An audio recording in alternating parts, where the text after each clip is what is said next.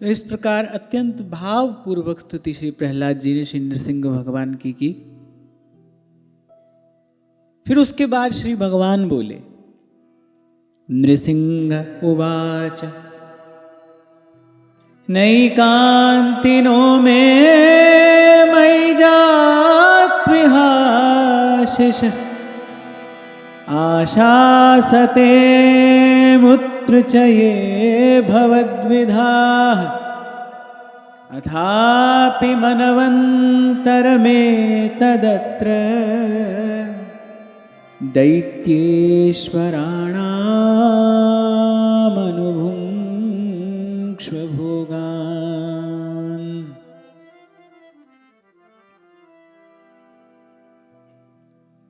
अत्यंत प्रसन्न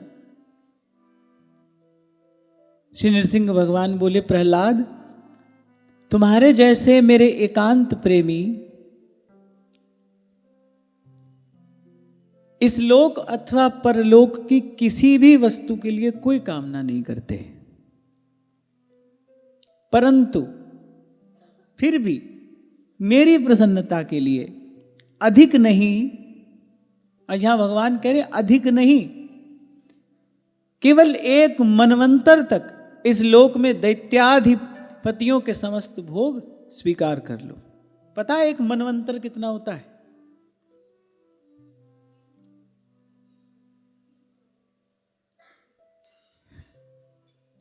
अब भगवान क्या कह रहे हैं? बोले ज्यादा नहीं, एक मनवंतर, कम से कम मेरी प्रसन्नता के लिए इतना तो स्वीकार कर लो।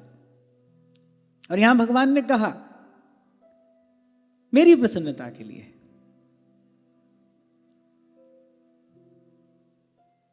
अब यहां पर श्री भगवान के शील का दर्शन होता है। जैसे गोस्वामी जी कहते हैं ना कि जो संपत्ति शिव रावण ही दीन दिए 10 माथ, सोई संपदा विभीषण ही सकुच दीनी रघुनाथ। यहां भगवान के शील का दर्शन होता है। और फिर प्रहलाद जी को आचार्य के रूप में ही प्रतिष्ठित करना है भगवान को। भगवान को उनसे वो सब आचरण कराने हैं जिसका अनुसरण आप हम कर सकें। इस प्रसंग के आरंभ में मैंने आपको निवेदन किया था, श्री प्रहलाद जी भगवान के नित्य सिद्ध पार्षद हैं। क्योंकि जो जो श्री प्रहलाद जी ने कहा, जो जो श्री प्रहलाद जी के मुख से निस्सृत हुआ, उससे यह स्पष्ट होता है कि श्री प्रहलाद जी जागृत महापुरुष हैं। वो भगवान के नित्य सिद्ध पार्षद हैं। भक्ति की प्रतिष्ठा के लिए भगवान को नहीं, भक्त को ही आना पड़ता है। परित्राणाय साधूनां विनाशाय च दुष्कृतां धर्म संस्थापनार्थाय संभवामि युगे युगे, ऐसा श्री भगवान ने कहा। ये सब कार्य भगवान करते हैं, पर लेकिन विशुद्ध भक्ति सिद्धांत की प्रतिष्ठा के लिए तो भगवान को अपने द्वार से भक्त को ही भेजना पड़ता है। भक्ति की प्रतिष्ठा भक्त करता है।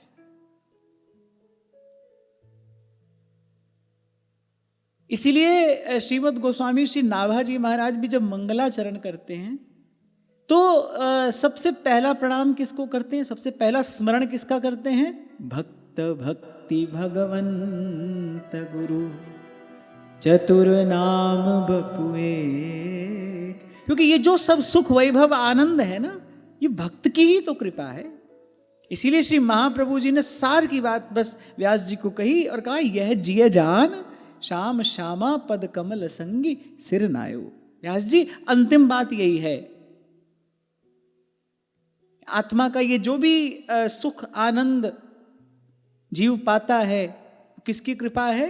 भक्त की कृपा है। गोस्वामी जी कहते हैं, सब कर फल हरि भगति सुहाई, सो बिन संत न काहू पाय। भक्ति सुतंत्र सकल सुख खानी, पे बिनु सतसंग न पावहि प्राण। भक्ति भगवान और जिस जिस श्रद्धा से गुरु चरणों की शरणागति सफल होती है, वो श्रद्धा, ये सब प्रसाद वस्तुतः देता कौन है? भक्त ही तो देता। तो भक्त भक्ति भगवंत गुरु चतुर नाम बपु एक, इनके पद वंदन किए नासहि विघ्न अनेक। भक्ति सिद्धांत की प्रतिष्ठा भक्त करता है। यद्यपि तस्मिन् तज्जने भेदा भावात्, भगवान में भगवान के भक्त में कोई भेद नहीं है, पर इतना अवश्य कहना पड़ेगा कि भक्ति सिद्धांत की प्रतिष्ठा के लिए भगवान को भक्त होकर आना पड़ता है, भगवान को संत रूप लेकर आना पड़ता है। तदात्मानम सृजाम्यहम्, यही तात्पर्य है इसका। तो श्री नृसिंह भगवान ने कहा कि मैं जानता हूं कि तुम्हारे हृदय में किसी भी प्रकार की कामना का लेश भी नहीं है। किसी दोना में गुलाब के या मोगरा के कुछ पुष्प आप रख दो थोड़ी देर के लिए, फिर उसके बाद वो पुष्प हटा लो, तो भी उस दोने में फूल की कुछ सुवास रह जाएगी, लेश रह जाता है। ऐसे ही जीव साधन करे, उत्कट साधन करे, तो भी कामना का लेश रह जाता है। पर श्री प्रहलाद जी उस लेश से भी रहित हैं। स्वप्न में भी प्रभु से कुछ नहीं चाहिए, कुछ भी नहीं। ये बात यही घटती प्रत्यक्ष होती है। जाहि न चाहिए कबहु कछु, कभी नहीं चाहिए, कुछ नहीं चाहिए। तुम सन सहज सने, ये दुर्लभतम है। कल भी मैं आपसे कह रहा था, भगवान से कुछ मिल जाना तो ये कोई बहुत बड़ी उपलब्धि नहीं है। तो भगवान तो भक्तवांछा कल्पतरु है। अच्छा, और भगवान को देना नहीं पड़ता, ये तो भगवान का ऐश्वर्य है। भगवान कल्पतरु हैं, भगवान का ऐश्वर्य है। भगवान के स्वरूप में इतनी शक्ति है, कोई भी किसी कामना की पूर्ति के लिए भगवान की आराधना करे, उसकी कामना पूर्ति हो जाएगी। ये कोई बहुत बड़ी उपलब्धि तो नहीं है, पर यह दुर्लभतम है। तो मुस्कुराते हुए श्री नृसिंह भगवान ने कहा कि मैं जानता हूं।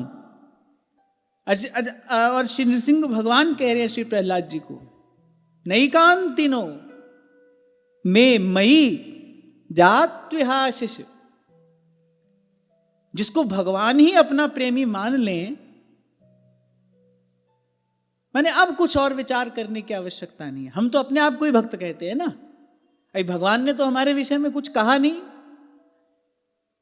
अभी भगवान ने तो संबंध स्वीकार किया नहीं, पर यहां प्रहलाद जी को श्री भगवान अपने मुख से कह रहे, तुम्हारे जैसे मेरे एकांत प्रेमी।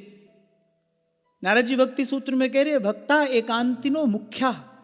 ऐसे तो भगवान के सब भक्त वंदनीय हैं, पर जो भगवान के एकांतिक भक्त हैं, एकांतिक भक्त का अर्थ ये नहीं जो अकेले रहते हैं, एकांतिक भक्त का अर्थ जो भगवान के अतिरिक्त कभी किसी काल में भी कुछ नहीं चाहते। ऐसे केवल अकेले रहने से एकांतिक भक्त नहीं होता है। और अंतर में कोई भी कामना न बचे, केवल भगवान का प्रेम, केवल भगवदानुराग, केवल भगवान की प्रसन्नता के लिए, भगवान की अनुकूलता लिए, भगवान के सुख के लिए जीवन धारण करना, और कोई कामना वासना है ही नहीं, ऐसा होता है एकांतिक भक्त। और श्री भगवान कह रहे, तुम्हारे जैसे मेरे एकांत प्रेमी न तो इस लोक की कोई वस्तु चाहते हैं और न परलोक की कोई वस्तु चाहते हैं, ये मैं जानता हूं। पर फिर भी भगवान ने कहा, अधिक नहीं, केवल एक मनवंतर तक मेरी प्रसन्नता के लिए तुम दैत्याधिपतियों के समस्त भोग स्वीकार कर लो। अगले 2 श्लोक बड़े महत्वपूर्ण हैं आपके हमारे लिए। श्री भगवान ने कहा है, कहा तो श्री प्रहलाद जी को, लेकिन मर्यादा की प्रतिष्ठा के लिए, भक्ति सिद्धांत की प्रतिष्ठा के लिए ये बात भगवान कह रहे हैं। कथा मदीया जुषमाणः प्रिया त्वमावेश्य मामात्मनि सन्तमेकं सर्वेषु भूतेष्वधियज्ञमीशं यजस्व योगेन च कर्महिन्मन्। सबसे पहले भगवान ने क्या कहा? समस्त प्राणियों के हृदय में यज्ञों के भोक्ता के रूप में मैं ही विराजमान हूं। भगवान ने कहा सबके भीतर मैं ही हूं, मेरे अतिरिक्त और दूसरा कोई नहीं है। ये बात भगवान ने क्यों कही? भगवान ने कहा मेरा अनुभव करने के लिए पूर्व पश्चिम उत्तर दक्षिण दौड़ने की आवश्यकता नहीं है। अपने हृदय में झांको, मुंह को कहां ढूंढे बंदे, अरे मैं तो तेरे पास में। तभी कबीर कहते हैं नारंगी को रंगी कहे, खरे दूध को खोया, चलती को गाड़ी कहे, देख कबीरा रोया। फिर नारंगी को रंगी कहे, कबीर की दृष्टि से ये दुनिया बेरंग है। आम व्यक्ति कहता है दुनिया कितनी रंगीन है, बोले दुनिया बड़ी रंगीन है। कबीर कहते हैं दुनिया बिल्कुल बेरंग है, एक ही रंग है। कौन सा? काला। दुखालयम अशाश्वतम, दो रंग भी नहीं, ब्लैक एंड व्हाइट भी नहीं है, माने सुख दुख भी नहीं है, केवल एक रंग है, काला। तो कबीर कह रहे हैं बड़ा आश्चर्य है, इस नारंगी को रंगी कहे और खरे दूध को खोया। और जो शुद्ध वस्तु है, जो सदा थी है और रहेगी, नित्य प्रकट है, भीतर बाहर व्याप्त है, उसके अतिरिक्त कोई दूसरा है ही नहीं, उसको जीव खोया समझता है। घर से निकलता है, कहां जा रहे हैं? बोले भगवान को ढूंढने जा रहे हैं। फिर नारंगी को रंगी कहे, खरे दूध को खोया, चलती को गाड़ी कहे, देख कबीरा रोया। कि जीव की बड़ी ये विचित्र दशा है, कैसा ज्ञान है ये। तो भगवान यहां ये बात इसलिए कह रहे हैं कि मेरा अनुभव यदि करना है तो सहजोबाई कहती है आप उन्हीं को खोज, मिले तब राम सनेही। मुंह को कहां ढूंढे बंदे, अरे मैं तो तेरे पास में। अगर आप अनुभव कर पाओ गुरु की कृपा से तो करना कि यद्यपि सर्वथा निकट हमको अपना शरीर ही मालूम पड़ता है, उससे भी निकट भगवान है, उससे भी निकट। पुहुप माही जो बास बसत है, मुकुर माई जो छाई, तैसे ही हरि बसे निरंतर, घट ही खोजो भाई। और कभी कहा था मैंने आपसे, जब तक ये बाहर की दौड़ समाप्त नहीं होगी उस सुख का अनुभव कठिन नहीं, असंभव है, हो ही नहीं सकता। खुली आंख से वो दिखाई ना पड़ेगा, गर्दन झुकानी पड़ेगी, दिल का आईना साफ करना पड़ेगा। बस जरा गर्दन झुकाई, देख ली दिल के आईने में है तस्वीर यार, वहीं उसका अनुभव होता है, वहीं उसका दर्शन होता है। कोई किसी भी मार्ग से जाता हो पर उसके अनुभव की विधि यही है। बाहर की खटपट पहले कम करो, पहले कम करो, फिर इसको समाप्त करना पड़ेगा, समेट लेना पड़ेगा सब ओर से मन, तभी अनुभव होगा, तभी अनुभूति संभव है। तो सबसे पहली बात भगवान ने कही, समस्त हृदयों में यज्ञों के भोक्ता के रूप में मैं ही विराजमान हूं। तो भगवान ने कहा तुम भी अपने हृदय में मुझे देखते रहना, और मेरी लीला कथाएं जो तुमको बड़ी प्यारी हैं संतों के मुख से, वो सुनते रहना। फिर भगवान ये बता रहे हैं मेरी आराधना करते रहना, पर कैसे करना? फिर समस्त कर्मों के द्वारा मेरी आराधना करते रहना। आगे आप एकादश स्कंध में ये बात बड़े विस्तार से श्री भगवान के मुख से श्रवण करेंगे। कई बार हमने इस पर चर्चा की, आगे भी हम करते रहेंगे कि भगवान की आराधना की सबसे सुंदर सामग्री, सुंदर पवित्र कर्म है। सोई सेवक जाके असी मति न टरई हनुमंत, मैं सेवक सचराचर। केवल चर नहीं, गोस्वामी जी कह रहे चर अचर जड़ चेतन ये जो भी है, मैं सेवक सचराचर, रूप स्वामी भगवन। शुभ कर्म, सुंदर कर्म, पवित्र कर्म, जिसको करने से आत्मा प्रसन्न हो। अज्ञानवशात जीव ऐसा कर्म करता है, अपनी ही आत्मा दुख पाती है, यह आत्मपीड़न है। जैसे पर पीड़ा सम नहीं अधमाई, ऐसे आत्मपीड़न भी, जैसे किसी की हत्या पाप है, ऐसे आत्महत्या महापाप है, ऐसे आत्मपीड़न ये भी पाप है। जो नहीं करना चाहिए वो करके व्यक्ति क्या करता है, अपनी आत्मा दुखाता है, आत्मपीड़न करता है, जो नहीं करना चाहिए। प्रारब्धवशात कुसंग में पड़कर वही करता है, फिर उसका परिणाम क्या होता है, आत्मा पीड़ित होती है। यह आत्मपीड़न है, स्वयं को दुखाना, स्वयं को सताना है। यह अपने प्रति की गई क्रूरता है। करते करते क्या होता है, हृदय पाषाण जैसा कठोर हो जाता है, भजन के योग्य नहीं रहता।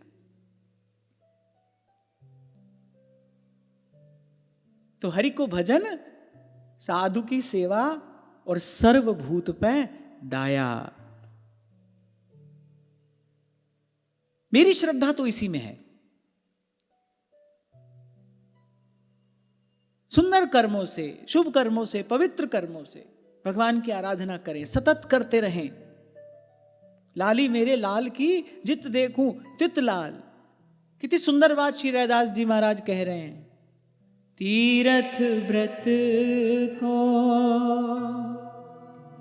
नहीं अंदेशा, तुम्हारे चरण कमल का भरोसा। मैं जहां जहां जाऊं तुम्हारी सेवा, तुम सा ठाकुर और न देवा, जो तुम तो पिया मैं ना तोरू, तुम संग तोर कमल संग जोरू। मंदिर क्या होता है बताओ? किस स्थान को मंदिर कहते हैं? नहीं, सीधा अर्थ बताओ, आप किसको मंदिर कहते हो? दार्शनिक उत्तर नहीं पूछ रहा हूं मैं। जहां भगवान बैठे हैं वही मंदिर है ना। अब ज्ञान की दृष्टि से देखो, भगवान कहां नहीं बैठे हैं। इस सारे प्रसंग में कहां प्रकट हुए भगवान? प्रहलाद जी के इसी दृढ़ विश्वास पर तो भगवान प्रकट हुए। क्रोध में भरकर हिरण्यकश्यप गदा उठाई, कहां है तेरा वो हरि? प्रहलाद जी ने कहा कहां नहीं है, यहां भी है, इस खंभ में भी है। बोले हाँ यहां भी है। गोस्वामी जी कहते हैं अंतर्जामी ते बड़वाहर जामी, नाम सुनाम लिए ते भीर परी प्रहलाद पे प्रभु प्रगटे पाहन पे। यहां भी है, हाँ यहां भी है।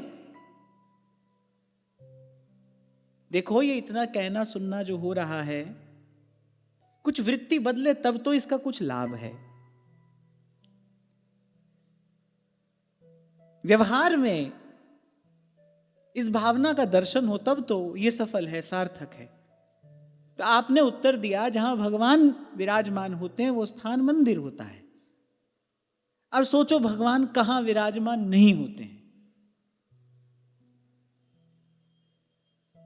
तो ये बात पक्की हो गई ना। मैं सेवक सचराचर, रूप स्वामी भगवन। क्योंकि हरि व्यापक सर्वत्र समाना। भगवान सर्वत्र हैं और समान रूप से विराजमान हैं। तो फिर कहीं भी करिए भगवान की पूजा, जहां जहां जाऊं तुम्हारी सेवा, तुम सा ठाकुर और न देवा। दो बात, पहले तो भगवान ने कहा हृदय अर्जुन तिष्ठति, मैं हृदय मंदिर में विराजमान रहता हूं। और मेरी पूजा की विधि क्या है? शुभ कर्मों के द्वारा भगवान कह रहे हैं मेरी आराधना करना, समस्त कर्मों के द्वारा मेरी ही आराधना करना, ऐसा श्री भगवान ने कहा। समस्त कर्मों के द्वारा माने जो करना मुझे ही लक्ष्य बनाकर करना, मुझे ही निवेदन करना, मुझे ही समर्पित करना, अपने मन में, अपने भाव में, अपनी बुद्धि में, अपनी दृष्टि में मुझे ही रखना। जो भी करना मेरे लिए ही करना, मेरी प्रसन्नता के लिए ही करना। और इसी विधि से मेरी पूजा करते रहना। सुख से रहने के लिए, इस विकारों से भरे संसार में निर्लिप्त रहने के लिए भगवान विधि बता रहे हैं। यद्यपि प्रहलाद जी को ये सब कहने की आवश्यकता नहीं है। आप सोचिए, भगवान ने वरद हस्त पधरा दिया है श्री प्रहलाद जी के मस्तक पर। ऐसा दिव्य प्रसाद दिया जो आज से पहले नहीं मिला है किसी को। ब्रह्मा शंकर को नहीं मिला, लक्ष्मी जी को नहीं मिला। कल बाबा बड़ा सुंदर भाव बता रहे थे। श्री गोस्वामी जी कहते, जब नाम महिमा का वर्णन श्री गोस्वामी जी करते हैं तो कहते हैं, नाम जपत प्रभु कीन प्रसादु, भगत शिरोमणि भे प्रहलाद। अवश्य कृपा शंकर जी महाराज सुनाया करते थे। आहा, बड़ा आनंद आया, कितना दिव्य भाव कल बाबा ने हमको जाते हुए सुनाया। गोस्वामी जी कह रहे, नाम जपत प्रभु कीन प्रसादु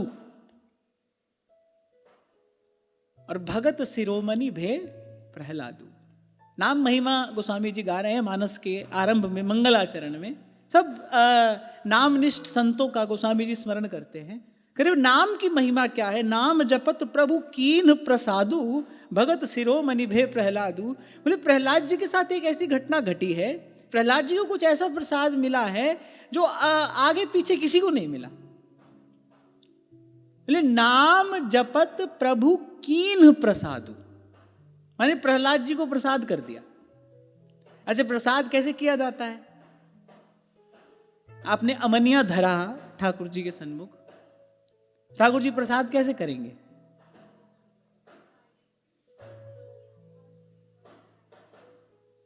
अच्छा, तुमको दृष्टि से ही संतोष हो जाता होगा, हमको तो नहीं होता।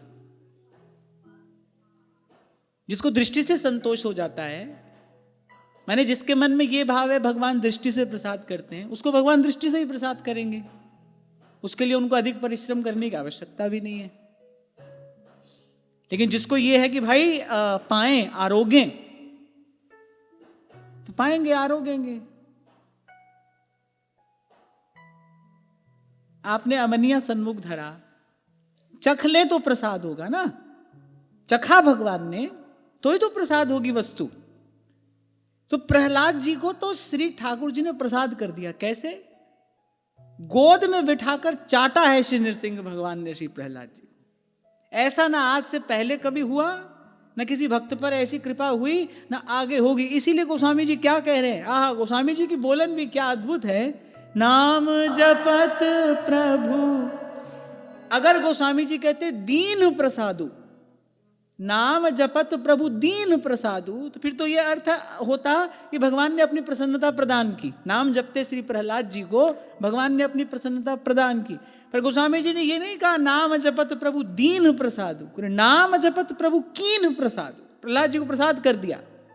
भगत शिरोमणि भे प्रहलाद, प्रहलाद जी भक्तों के शिरोमणि हो गए। और श्री प्रहलाद जी ने भी स्वयं कहा, बोले प्रभु ये जो अपना वरद हस्त आपने मेरे मस्तक पर रखा है, ना तो ब्रह्मा जी के सिर पर रखा और ना जो आपकी आत्मा है आशुतोष, ना उनके सर पर रखा, और सतत आपके चरणों की सेवा करने वाली लक्ष्मी जी के सर पर भी नहीं रखा, मेरे सर पर आपने अपना यह वरद हस्त पधराया।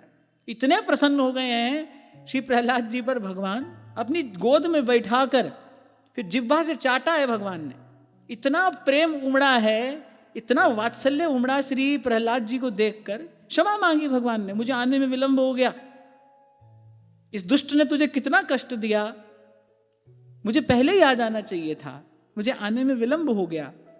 फिर इतनी ममता करुणा निधान के हृदय में उमड़ी, नहला दिया श्री प्रहलाद जी को, प्रसाद कर दिया श्री प्रहलाद जी को। इसीलिए पूर्व में भगवान ने कहा तुम स्वयं कल्याण स्वरूप हो, तुम्हारा स्मरण करने वाला समस्त पापों से मुक्त हो जाएगा, उसके सारे अमंगल नष्ट हो जाएंगे। प्रहलाद जो तुम्हारा हृदय से, जो तुम्हारा भाव से स्मरण कर लेगा। तो प्रहलाद जी को ये सब उपदेश की अब आवश्यकता नहीं है, पर प्रहलाद जी को भगवान कह रहे हैं रहो, जैसे हनुमान जी को कहा रहिए यहां पर, ऐसे प्रहलाद जी को कह रहे हैं एक मनवंतर तक रहो। क्योंकि पहला लाभ संसार को क्या होगा, भक्त के होने से ही इस सृष्टि में पवित्रता का संचार होता है। महापुरुषों का होना ही इस सृष्टि के लिए मंगल स्वरूप है।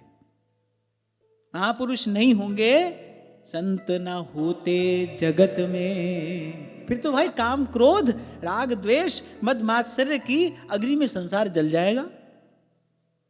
हम अपना ही जीवन देखें, हम आपकी हमारी बात ही करें, ये सत्संग के क्षण अगर जीवन में न हो फिर क्या है जीवन में।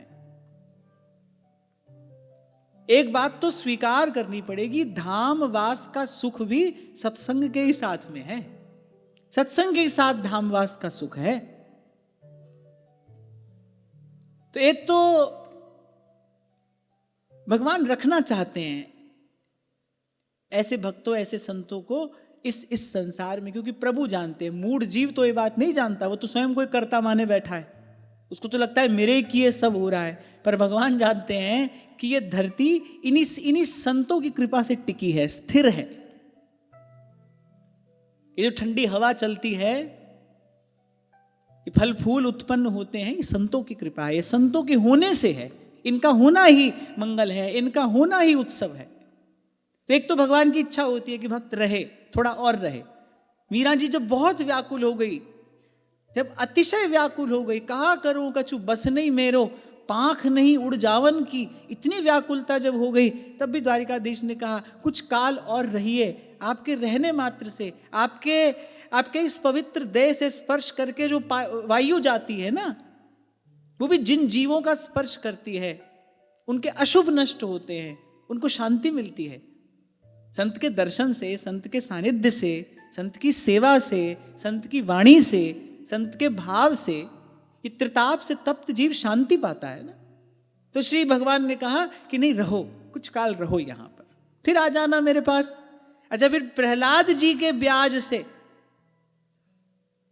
भगवान ने कहा कि अब जीव के कल्याण के लिए कह देना चाहिए कुछ, भगवान जगत गुरु हैं, बोले अब अवसर आया है तो कुछ कह दे कि कैसे रहना चाहिए संसार में, और एक भक्त को कैसे रहना चाहिए। भगवान ने कहा अपने हृदय में मुझे देखते रहना, तुम्हारे हृदय मंदिर में मैं विराजमान हूं, हृदय सिंहासन पर मैं बैठा हूं, और मेरी लीला कथा जो तुम्हें अत्यंत प्रिय है।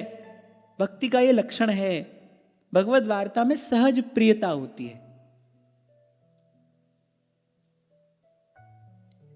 भक्ति के कुछ लक्षण हैं, कोई वैष्णव है, इसके कुछ लक्षण होंगे, बाहर नहीं भीतर। बाहर तो चिन्ह कोई भी धारण कर ले, भीतर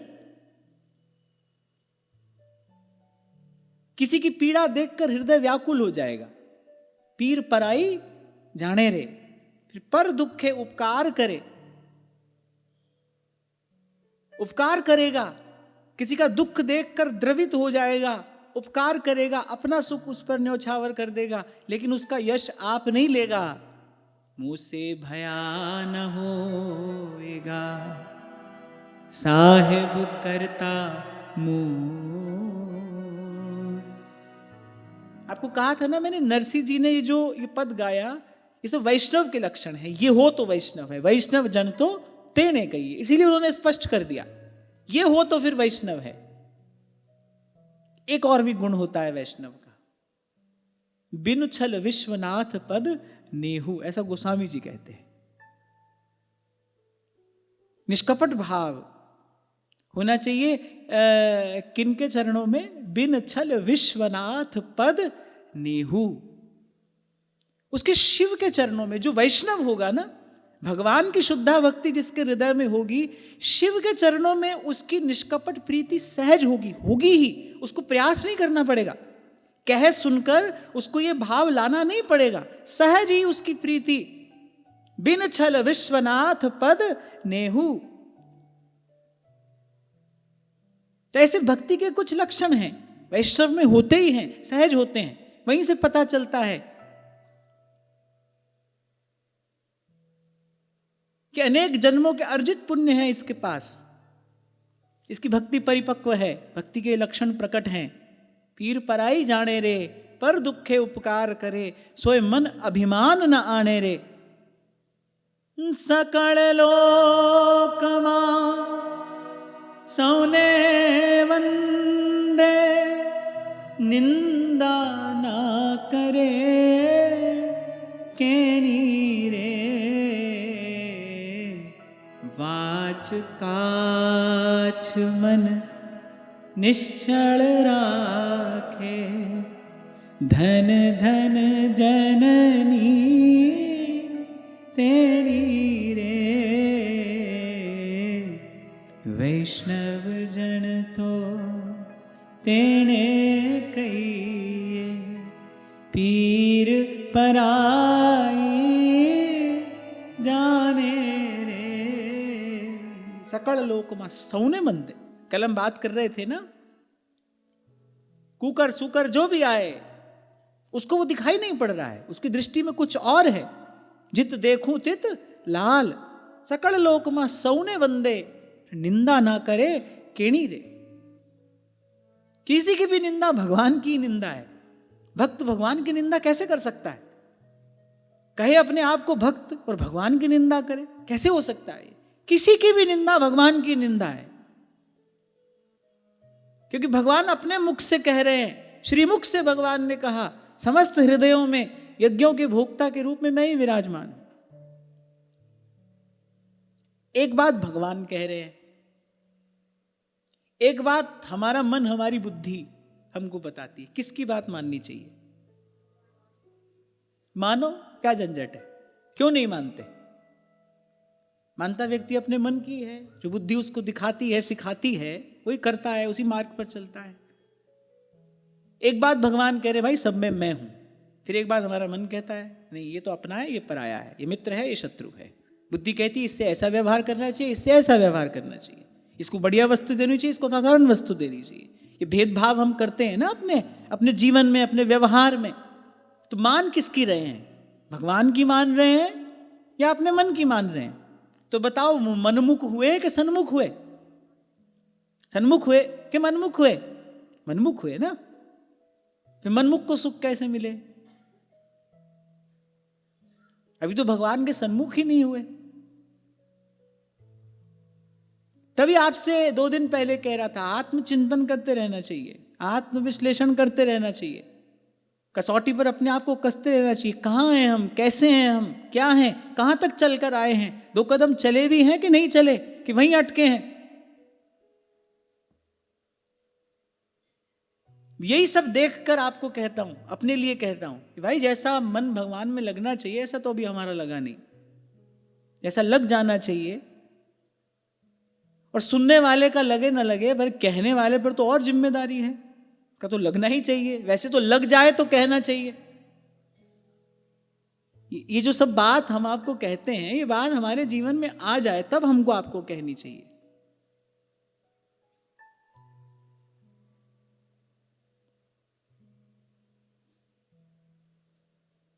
तब कभी किसी के प्रति राग द्वेष का भाव मन में आए तो एक बार सोच लेना, तू बालक नहीं भरे सयानप। भगवान ने इतनी बुद्धि दी है आपको, एक बार सोच लेना किससे राग द्वेष कर रहे हैं? भगवान से। और प्रकृति कैसे दंड ना दे उसको जो भगवान से द्वेष करे, जो भगवान की निंदा करे। प्रकृति दंड देती है उसको, और वही दंड जीव अनादिकाल से भोग रहा है। वही दंड जीवन आदिकाल से भोग रहा है, फिर इसी अंधकूप में आकर गिरता है। कभी आपको ये मैंने निवेदन किया था कि देखो, पहले ये आपको निश्चय करना पड़ेगा, करना ही पड़ेगा कि आपको व्यवहार सिद्धि करनी है या आपको परमार्थ के मार्ग पर चलना है। ये अलग अलग दिशा है।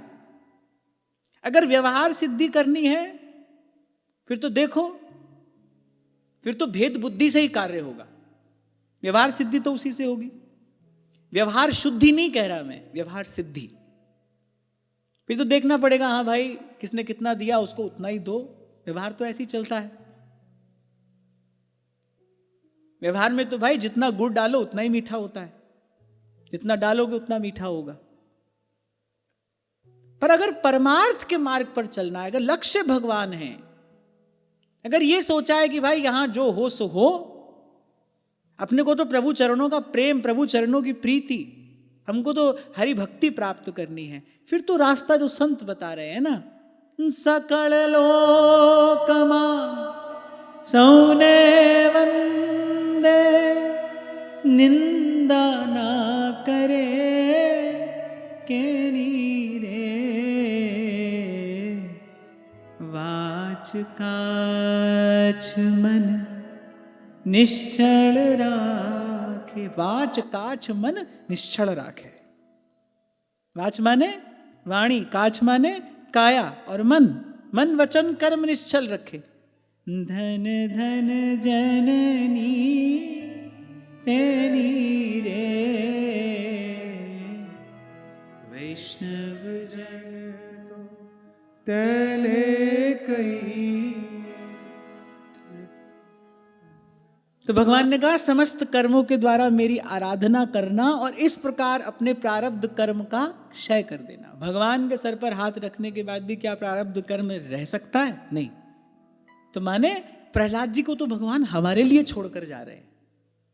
एक आचार्य के रूप में भगवान छोड़कर जा रहे हैं। चाहते तो संग ही लिए जाते, पर छोड़कर जा रहे हैं किसके लिए? हम जैसे जीवों का कल्याण करने के लिए। रहेंगे प्रहलाद जी, आचरण करके दिखाएंगे कि एक आराधक को, एक वैष्णव को, एक भगवान के भक्त को कैसा जीवन जीना चाहिए, उसको कैसे इस मार्ग पर आगे बढ़ना चाहिए। प्रहलाद जी रहेंगे, वो अपने आचरण से दिखाएंगे, अपने आचरण से सिखाएंगे। केवल इसलिए छोड़कर गए। ये जो सब बात भगवान श्री प्रहलाद जी को कह रहे, प्रहलाद जी के लिए नहीं है।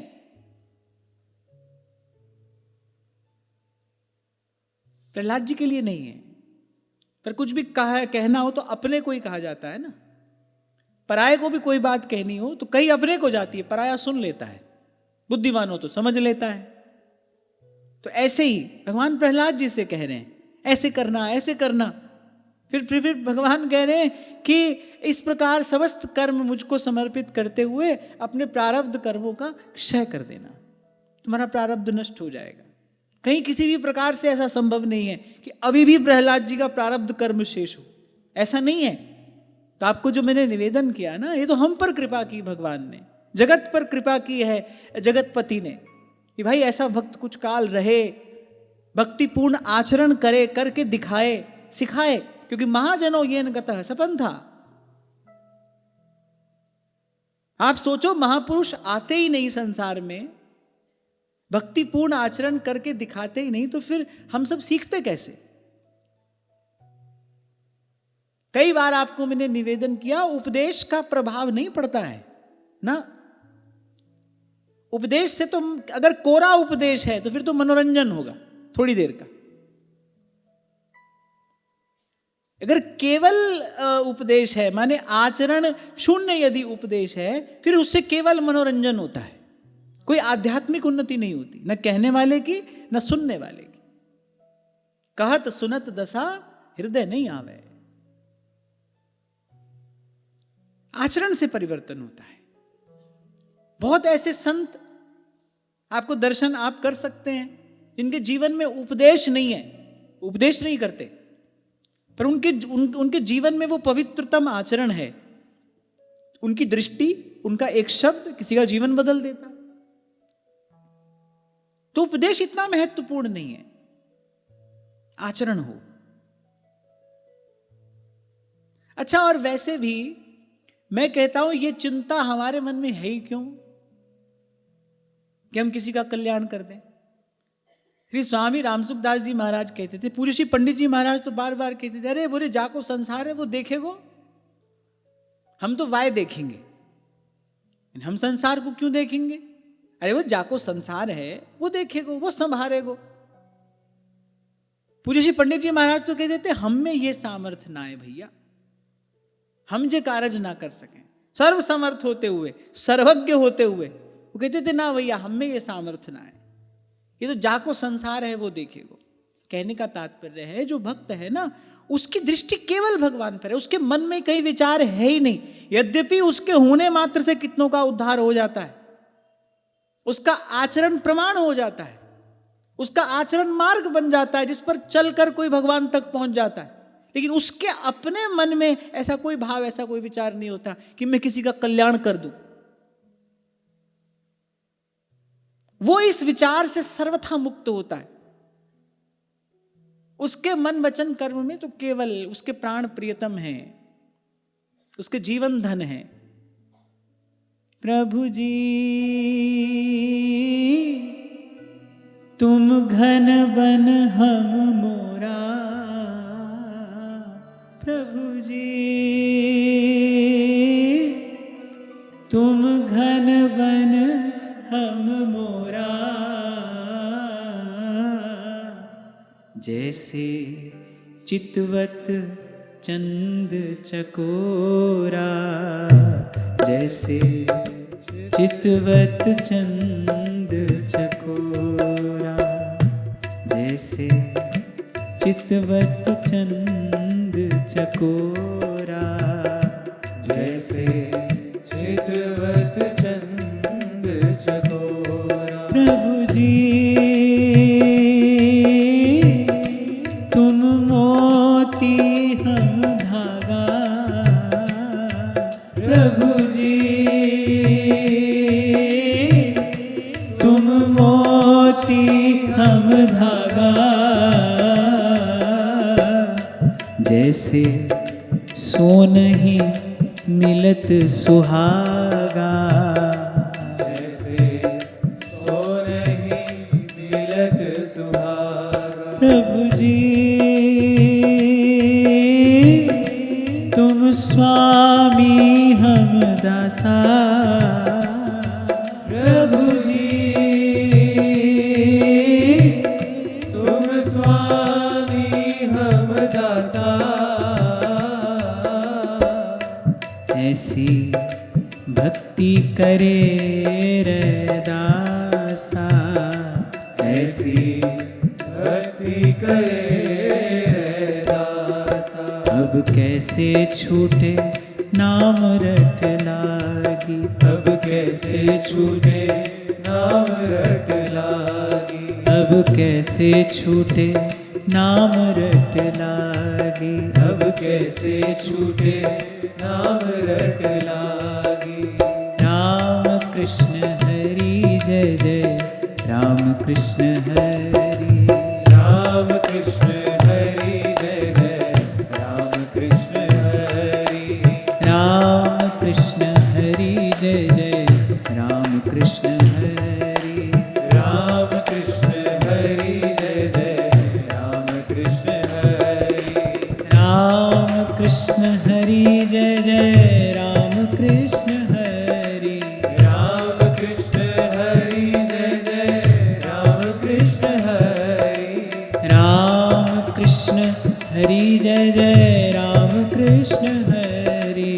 राम कृष्ण हरि जय जय, राम कृष्ण हरि।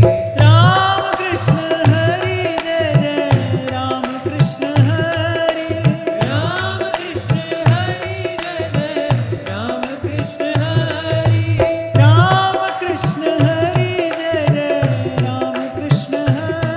राम कृष्ण हरि जय जय, राम कृष्ण हरि। राम कृष्ण हरि जय जय, राम कृष्ण हरि। राम कृष्ण हरि जय जय, राम कृष्ण हरि। राम कृष्ण हरि जय जय राम कृष्ण हरि। राम कृष्ण हरि जय जय राम कृष्ण हरि। राम कृष्ण हरि जय जय राम कृष्ण हरि। राम कृष्ण हरि जय जय राम कृष्ण हरि। राम कृष्ण हरि जय जय राम कृष्ण हरि। राम कृष्ण हरि जय जय राम कृष्ण हरि। राम कृष्ण हरि जय जय राम कृष्ण हरि। राम कृष्ण हरि जय जय राम कृष्ण हरि। फिर आगे भगवान कह रहे बड़ा ही महत्वपूर्ण श्लोक है, आपके मेरे बड़े काम की बात है। भगवान ने कहा भोगेन पुण्यम कुशलेन पापम कलेवरम कालजवेन हित्वा कीर्तिं विशुद्धां सुरलोक गीता विताय मामेष्यसि मुक्तबन्धः। अब भगवान प्रारब्ध भोग की युक्ति बता रहे हैं, प्रारब्ध क्षय कैसे कराना चाहिए। कहा भोगेन पुण्यम कुशलेन पापम। फिर उत्तरकाशी के एक महात्मा है, यही श्लोक उस समय उन्होंने उच्चारण किया था। उन्होंने कहा प्रारब्ध में केवल दुख ही थोड़ी होता है, सुख भी होता है, और प्रारब्ध का क्षय दुख सुख दोनों को ही भोग कर किया जाता है, कुशलता पूर्वक। बोले इसमें सावधानी इतनी रहनी चाहिए कि आप उसके लिए कोई प्रयास ना करते हो। वो सुख सुविधा जुटाने के लिए आप कोई प्रयास ना करते हो, बिना प्रयास आपको प्राप्त हो रहा है, माने ये प्रारब्ध है, उससे बचने का कोई उपाय नहीं है। बोले कहीं भी जाओगे वो पीछे पीछे आएगा। वक्तमाल में श्री परशुराम देवाचार्य जी महाराज का प्रसंग है ना, किसी ने उनको कहा अरे महात्मा है, इतने ठाट बाट से आप रहते हैं, भाई मैं जहां जाऊं ये पीछे पीछे आता है, छोड़कर चल दिए, घनघोर जंगल में जाकर बैठ गए। लो ठाकुर जी की लीला, वहीं पर सब व्यवस्था हो गई, लग गए शामियाना, वहां पर सब वस्तुएं पीछे पीछे आई। तो अपने जीवन में देखा गया है, ईमानदारी कितनी हो क्या हो, हम उसके लिए कोई प्रयास ना करें, चीना झपटी ना हो उसके लिए, खींचातानी ना हो उसके लिए, ईमानदारी से हमारा उसको प्राप्त करने का कोई प्रयास ना हो, हमारी कोई इच्छा ना हो उसको प्राप्त करने की। तो जो थोड़ा बहुत प्रारब्ध का है, हाँ, लेकिन यहां एक बड़ा महत्वपूर्ण शब्द भगवान ने कहा भोगेन पुण्यम, कहा कुशलेन पापम। महापुरुषों ने कहा ये अन्वय है, कुशलेन पाप और पुण्य कुशलता पूर्वक भोग ले, सावधान होकर। पाप का जब प्रारब्ध का जब भोग आएगा तो पाप का फल क्या है? दुख है, रोग है, व्याधि है, ये पाप का फल है। फिर उस समय भी अपने मन को दुखी ना करे। बहुत सरल शब्दों में यदि कहें तो इस पंक्ति का अर्थ क्या है? सुख पाए फूले नहीं, दुख पाए बिलला। पीछा दोनों से छुड़ाने का प्रयास व्यर्थ है, समय समय पर दोनों आएंगे। कभी कभी ऐसा भी देखा जाता है कि जैसे कुछ काल पहले की घटना है, काफी समय हो गया, एक महात्मा के पास गए, जाड़े का समय था, तो भाई संतों गुरुजनों के पास खाली हाथ तो नहीं जाना चाहिए, तो ऐसे एक वस्त्र उनको निवेदन करने के लिए हम ले गए। तो जैसे मैंने उनको निवेदन किया तो उन्होंने सबसे पहले प्रश्न पूछा कि ये बहुत महंगा तो नहीं है? मैंने मन में कहा, मैंने कहा भाई महंगा सस्ता विचार कर तुम्हें लाया नहीं, तो आपके चरणों में निवेदन करने का एक भाव है, और भाव क्या महंगा क्या सस्ता। तो इस प्रकार का कोई आग्रह भी हमारे मन में ना हो कि ये हां और ये ना। आपको एक प्रसंग सुनाया था ना मैंने, सच्ची घटना। आ गए एक महात्मा, 10 बज रहे थे रात के, प्रसाद पाएंगे, जिनके यहाँ गए उनके यहाँ चांदी के पात्र थे संतों की सेवा के लिए, प्रसाद परोस दिया। बोले ना बेटा, हम तो पत्तल में ही पाते हैं। अब रात के 10 बज रहे हैं, जाड़े का समय है, कहां से लाए पत्तल? अब तो महात्मा तो अटके हैं भाई, हमारा तो नियम है, हम तो पत्तल में ही पाते हैं। हो सकता है प्रारब्ध में लिखा हो एक रात आपको चांदी के बर्तन में पाना है, पा लीजिए।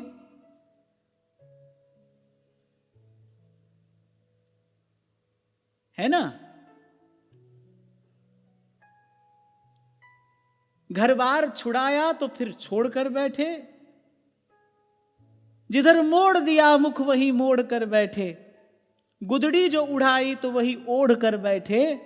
अब दे दिया है शॉल तो फिर शॉल में खुश हैं, और पूरे हैं वही मर्द जो हर हाल में खुश हैं। और फिर भगवान कह रहे हैं, ये उपदेश प्रहलाद जी को नहीं, आपको हमको है। भोगेन पुण्यम कुशलेन पापम। सुख आए तो वो फूल जाने की आवश्यकता नहीं है, वो भी जा रहा है विनम्र भाव से। हाँ, इतना मैं अवश्य कहूंगा, जब जब सुख हो, सुविधा हो, साधन हो, खूब सेवा करिए, सेवा करिए। अगर हम वस्तुतः प्रभु को चाहते हैं, अगर हम वस्तुतः इस पथ के पथिक हैं, तो उससे पीछा छुड़ाने की आवश्यकता नहीं है, उससे बचकर भागकर जंगल में किसी गुफा में घुसने की आवश्यकता नहीं है। अरे ईमानदार हो, प्रभु की संपत्ति है, लगाओ प्रभु की सेवा में, करो प्रभु के जन की सेवा, साधु की सेवा करो, बचाकर मत रखो, भगवान पर भरोसा रखो, करो खुले हृदय से, उदार हृदय से भगवान की सेवा। फिर क्या होता है ना, व्यक्ति या तो सब पकड़े रहना चाहता है, या फिर सब छोड़कर निकल आता है कहीं, हमने सब छोड़ दिया। फिर भगवान बता रहे मध्यम मार्गम आचरित। भगवान ने कहा कुशल तो वही है जो इस प्रकार अपने प्रारब्ध से जो सुख दुख आया है, दोनों को ही भोग कर समाप्त कर दे, सुख को भी और दुख को भी। सुख के समय सेवा करे और दुख के समय इतना ही करे कि दुखी ना हो। दुख के समय विचलित ना हो। सुख पाए फूले नहीं, दुख पाए बिल लाए। दोनों आकर चले जाएंगे, जाने के लिए ही आए हैं, तुमको मुक्त करने के लिए आए हैं। अगर तुम केवल दृष्टा बनकर देखते हो, फिर दोनों तुमको मुक्त करने के लिए आए हैं। यही बात भगवान ने कही, भोगेन पुण्यम कुशलेन पापम कलेवरम कालजवेन हित्वा। भगवान ने कहा भोग के द्वारा पुण्य कर्मों के फल और विचलित हुए बिना पाप का जो फल जो दुख रूप में आया है उसको भी भोग लेना। मैं बार बार आपको कह रहा हूं, कहता ही रहूंगा कि बातें प्रहलाद जी के लिए नहीं है, हमारे लिए है। हमको उपदेश किया जा रहा है कैसे रहना, क्योंकि जो भी इस संसार में आया है वो प्रारब्ध में सुख दुख लेकर आया है। प्रपोर्शन अलग अलग होगा, कहीं 10-90 हो सकता है, कहीं 50-50 भी हो सकता है। तो ऐसे अनुपात अलग अलग होगा जीवन में, पर सभी के जीवन में सुख दुख दोनों है। तो दोनों को इस प्रकार कुशलता से भोग ले, भोग कर वो प्रारब्ध को क्षय कर दे, समाप्त कर दे। अच्छा, पाप को नष्ट करने की एक और युक्ति यहां पर कही गई है, निष्काम पुण्य कर्म करने से भी पाप नष्ट होता है। केवल पुण्य कर्म करने से नहीं, निष्काम पुण्य कर्म करने, सत्कर्म किया, बदले में आपने कुछ चाहा नहीं, तो पाप नष्ट हो जाएगा। अन्यथा तो कर्म फल को भोग कर ही समाप्त करना पड़ता है, कोई और उपाय नहीं है। और अपने भक्तों को निमित्त बनाकर, अपने भक्तों को उपकरण बनाकर भगवान ने लीला की है, उपदेश दिया है। श्री माधव दास जी जगन्नाथी, वो भगवान के सिद्ध भक्त हैं। पर देखो, शरीर का प्रारब्ध समय जब उपस्थित हो, भगवान सेवा कर रहे हैं। उन्होंने कहा कि इस रोग से कहीं अधिक कष्ट पीड़ा मुझे आपको ये कार्य करते देखकर हो रही है, क्यों कर रहे हैं आप ये? और इतना ही कर रहे हैं तो मुझे रोग से मुक्त क्यों नहीं कर देते? तो भगवान ने कहा नहीं, प्रारब्ध को भोग कर समाप्त कर देना चाहिए। मैं तुम्हारे साथ खड़ा हूं, मैं तुम्हारे पास हूं, लेकिन इसे भोग कर समाप्त कर दो। तो ये बड़े काम की बात है। दोनों इस प्रकार के समय हमारे जीवन में आएंगे, आते हैं, आते रहेंगे। सुख भी आएगा, दुख भी आएगा। नहीं नहीं अब तो हम बड़े विरक्त हो गए, नहीं नहीं ऐसा तो नहीं करेंगे, वैसा नहीं करेंगे, ये सब झंझट में भी नहीं पड़ना।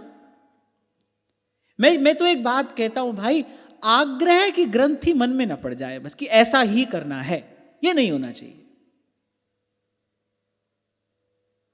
जाहि विधि राखे राम, ताही विधि रहिए।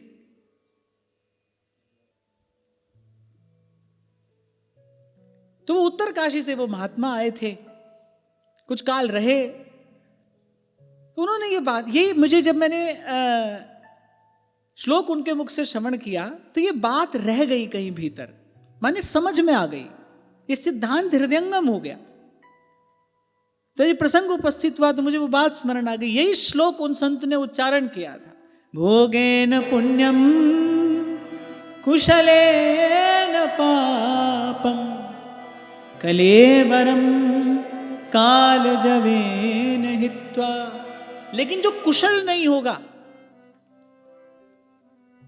प्रारब्ध भोग में जो कुशल नहीं होगा, वो सुख पाकर फूल जाएगा और दुख में घबरा जाएगा। सुख पाए फूले नहीं। और फिर कह रहा हूं, उससे बचकर भागने की भी जरूरत नहीं है। हमने ये भी करके देखा, कुछ नहीं हुआ, समय नष्ट हुआ, उसका बड़ा पश्चाताप होता है। समय नष्ट हुआ, हम एक दरवाजा बंद करते थे, वो दूसरे दरवाजे से वस्तु आती है, फिर तीसरे से आती है। देखा प्रारब्ध कितना प्रबल है, सुख भी ऐसा ही है, दुख भी ऐसा ही है। दुख से बचने का मनुष्य कितना प्रयास करता है,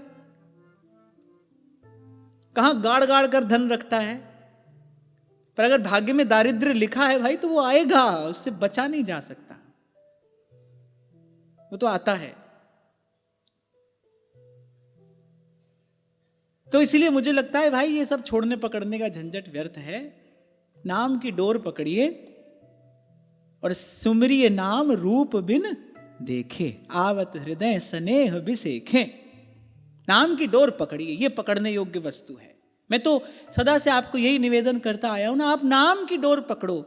हमारे लिए जो ठीक होगा हमारे पास रह जाएगा, और जो हमारे लिए ठीक नहीं होगा वो नाम की कृपा से, नाम के प्रभाव प्रताप से अपने आप चला जाएगा। और ये जो दो घटनाएं मैंने आपको सुनाई ना, ये आंखों देखी घटना है, इसका परिणाम मैंने देखा।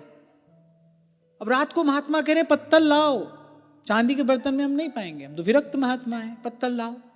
अब 10 बज रही है भाई, बाजार बंद है, कहां से आए पत्तल? अच्छा भूख भी लगी है उनको। अब भूख जब बढ़ जाती है, क्रोध आता है ना, खीज होती है, तो खींच भी रहे हैं, क्रोध भी कर रहे हैं। अच्छा वो जो गृह स्वामी है वो बेचारा अंदर से कितना व्याकुल हो रहा है कि मैं सेवा नहीं कर पा रहा हूं। अब ये नियम किस काम का, तुमको भी दुखी कर रहा है, दूसरे को भी दुखी कर रहा है, दुख ही दुख हो रहा है उससे, ऐसा आग्रह किस काम का?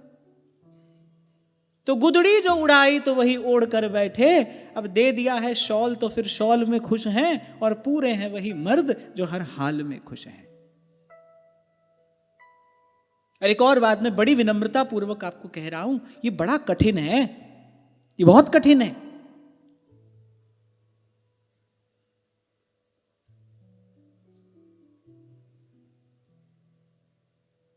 बना लिया आपने बैरागी का भेष, क्या होगा?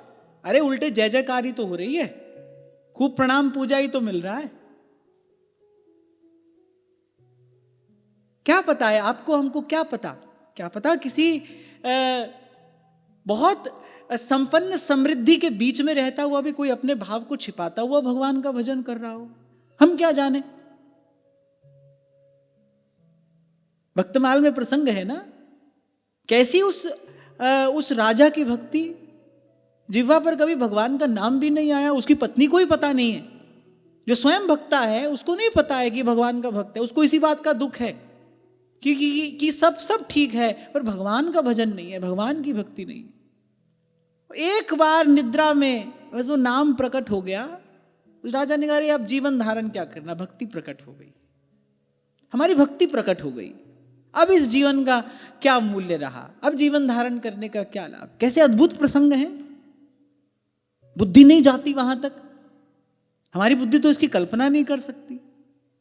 तो पता नहीं किसके हृदय में क्या है, अंतर्यामी जानी है अंतर्गत का भाव। और ये बड़े महत्व की, बड़े मूल्यवान ये बात है कि जीव के प्रारब्ध कर्म का क्षय इसी प्रकार हो सकता है, भोगेन पुण्यम कुशलेन पापम। क्योंकि पाप रहा तो भी बाधा बनेगा, पुण्य रहा तो भी बाधा बनेगा।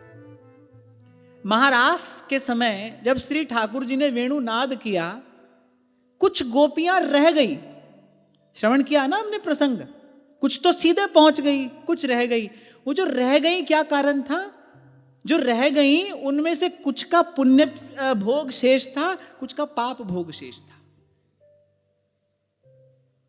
कुछ क्षणों के चिंतन में किसी को भयंकर विरह व्याप्त हुआ, वो विरह की ज्वाला में सारे पाप कर्म नष्ट हुए, और कोई मन ही मन श्री कृष्ण का आलिंगन कर रही है, मन ही मन श्री कृष्ण को हृदय से लगा रही है, उसको किसी ऐसे अद्भुत सुख की प्राप्ति हुई, उससे वो पुण्य क्षय हुआ। पाप पुण्य दोनों से मुक्त होकर गोपी पहुंची है भगवान के पास। तभी श्री सेवक जी महाराज ने कहा, शुभ अशुभ दुर्ग विध्वंसी दल, तब जयति जयति जग उच्चरे। तो भगवान ने श्री प्रहलाद जी को कहा कि तुम संसार में रहोगे, सुख दुख दोनों आएंगे, सुख को भी भोग लेना। अंत में सरल शब्दों में अगर मैं आपको कहूं तो क्या कहना चाह रहे हैं भगवान? भगवान ने कहा कुशलता से सुख भी भोग लेना, दुख भी भोग लेना। और कुशलता से माने सुख में फूलना नहीं, दुख में घबराना नहीं। सीधी बात है, सार की बात है। ये कुशलेन शब्द बड़ा महत्वपूर्ण है इसमें। भोगेन पुण्यम कुशलेन पापम। भगवान ने कहा कुशलता पूर्वक, चतुराई से, सयाने होकर रहना, सयाने होकर सुख दुख दोनों भोग लेना। सुख से भी नहीं भागना, दुख से भी नहीं भागना। कभी कभी व्यक्ति देखा देखी सुख से भागने लगता है, फिर वो आता है सामने, जाएगा नहीं वो कहीं, जाएगा नहीं वो कहीं, उसको भी भोगना पड़ेगा भाई, भोगना पड़ेगा। और फिर भगवान ने कहा इस प्रकार पुण्य पाप दोनों का नाश करते हुए समय पर शरीर का त्याग करके समस्त बंधनों से मुक्त होकर तुम मेरे पास आ जाओगे। इस प्रकार मैंने आपसे कहा ना कि प्रहलाद जी की स्थिति ये नहीं है, प्रहलाद जी को इस उपदेश की आवश्यकता नहीं है। प्रहलाद जी तो तदाकार हैं। आप सोचिए, जो सर्वत्र भगवत दर्शन कर रहा है, इसको भगवान के अतिरिक्त और कुछ दिखता ही नहीं, उसका क्या कोई प्रारब्ध कर्म शेष रह सकता है? भगवान का वरद हस्त जिसके मस्तक पर आ जाए, क्या उसका पाप पुण्य शेष रह जाएगा? अरे पाप पुण्य जब तक शेष हो तब तक तो स्थिति आ ही नहीं सकती। प्रहलाद जी को आचार्य के पद पर प्रतिष्ठित कर कर जा रहे हैं भगवान। तुम रहना, जीवों को आचरण करके दिखाना, कैसे पाप पुण्य का क्षय करते हुए, कैसे ये इस मध्यम मार्ग का आचरण करते हुए मुझ तक आना चाहिए। और भगवान को ये विधि प्रिय है। गीता में भी भगवान ने यही कहा, युक्त चेष्टस्य कर्मसु युक्ताहार विहारस्य। भगवान को ये विधि बड़ी प्रिय है। अर्जुन ने जब पूछा कि प्रभु कर्म का न्यास या कर्म को धारण करना, भगवान ने कहा मध्यम मार्गम समाचर। एक और रास्ता है, ना तो सब कुछ छोड़ दिया जाए, ना सब कुछ पकड़ लिया जाए। एक समर्पण का मार्ग है, करते चलिए पर समर्पित करते चलिए, समस्त कर्मों का समर्पण।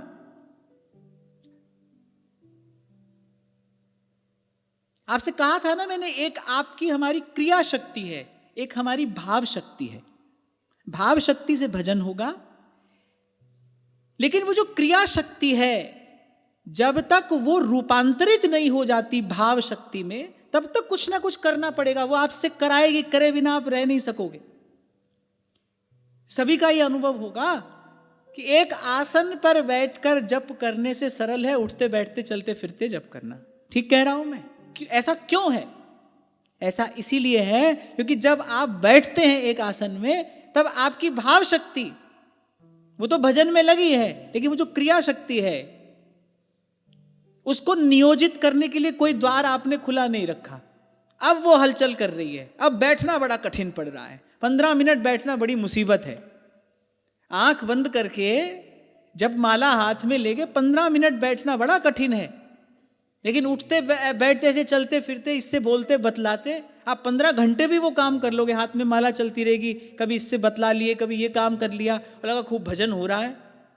अरे इतना ही भजन में मन लगा है तो 15 मिनट बैठकर क्यों नहीं कर सकते?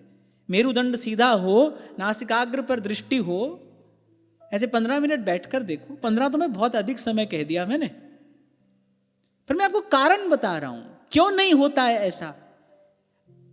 वो जो क्रिया शक्ति है ना, अभी भाव इतना प्रबल नहीं हुआ है, अभी भाव इतना उत्कट नहीं है कि वो क्रिया शक्ति भी उसी भाव में परिवर्तित हो जाए, भाव ही रह जाए।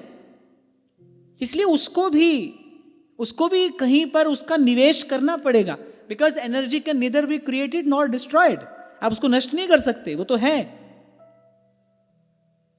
इसीलिए एक जगह टिककर बैठकर भजन करना कठिन जान पड़ता है, काम करते करते भजन करना सरल जान पड़ता है। फिर एक समय आता है जब समस्त कर्मों का आप ईमानदारी से समर्पण करने लगते हैं और भगवान आपका वो समर्पण स्वीकार कर लेते हैं, तब धीरे धीरे समस्त वृत्तियां समाहित हो जाती हैं और केवल भाव रह जाता है। तब केवल भाव रह जाता है। फिर आप लेटे हों, चलते हों, बैठे हों, इसको कहते हैं देहाध्यास का निवृत्त होना। पर यह आगे की स्थिति है। सही प्रकार से चलोगे, सही रास्ते चलोगे तो वहां तक पहुंचना होता है, वो आगे की दशा है। इसीलिए आरंभ में यही कहा जाता है भाई, अब सबने यही कहा, प्रहलाद जी ने भी यही कहा, श्री भगवान ने भी यही कहा, अपने कर्तव्य कर्म का पालन करते हुए अपना भजन साधन करते रहना चाहिए। डॉक्टर तो यही कहता है ना भाई, ये लाल गोली सुबह ले लेना, पीली शाम को ले लेना। अब वो ये नहीं बताता है कि लाल सुबह क्यों लेनी है, पीली शाम को क्यों लेनी है, लाल में क्या है, पीली में क्या है। वो जब झंझट क्यों करेगा, वो कह रहा है ले लेना, ठीक हो जाओगे। तो ऐसे ही कह दिया जाता है भाई, सब कर्म करते हुए भजन करना। तो कारण क्या है? कारण ये है,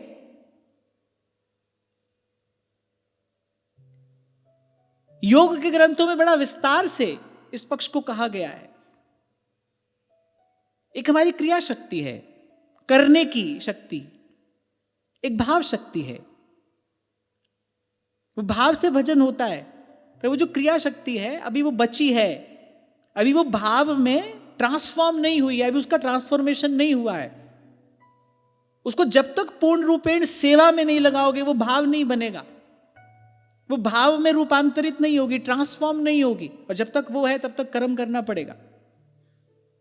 इसीलिए जब छोटी अवस्था के बच्चे आते हैं कि अब इच्छा है कि बस धाम में आ जाए, भजन करें, फिर देखता हूं ना मैं कुछ काल के बाद, ऐसे थोड़ी होता है भजन।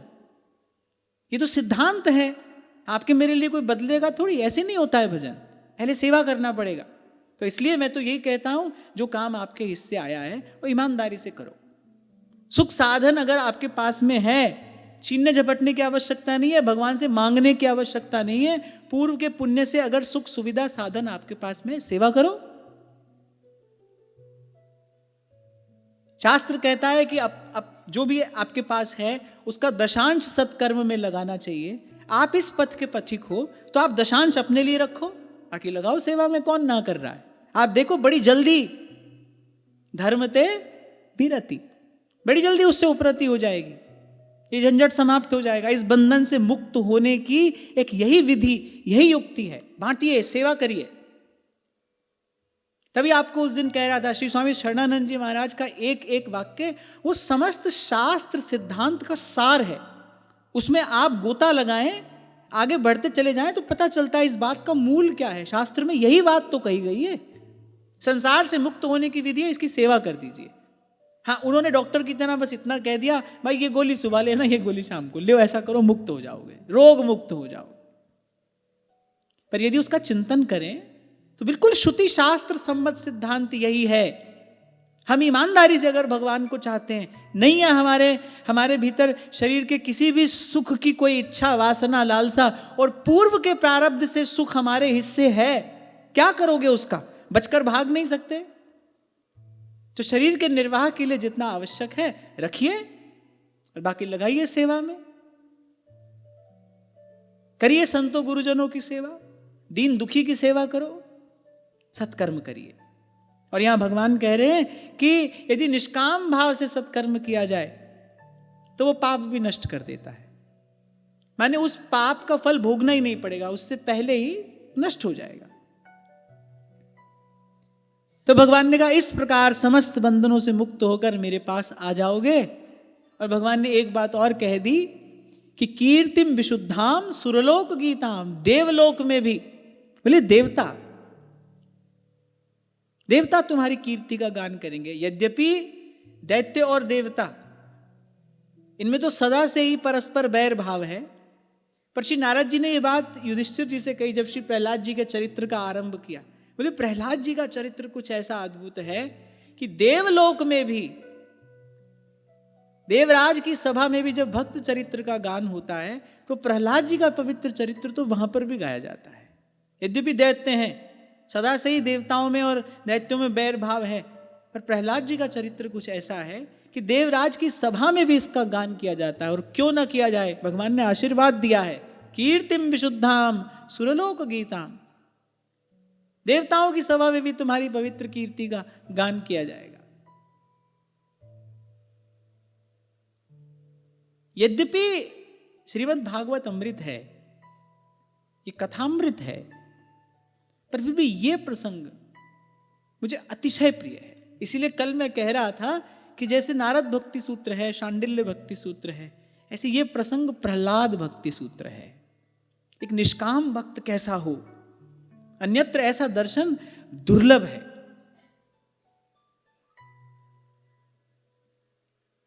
कि प्रभु यदि देना ही चाहते हैं तो फिर ये दे दीजिए कि अनंत काल तक मेरे हृदय में आपके अतिरिक्त किसी कामना का उदय ना हो, कामना का बीज ही अंकुरित ना हो, मैं कुछ चाहूं ही नहीं,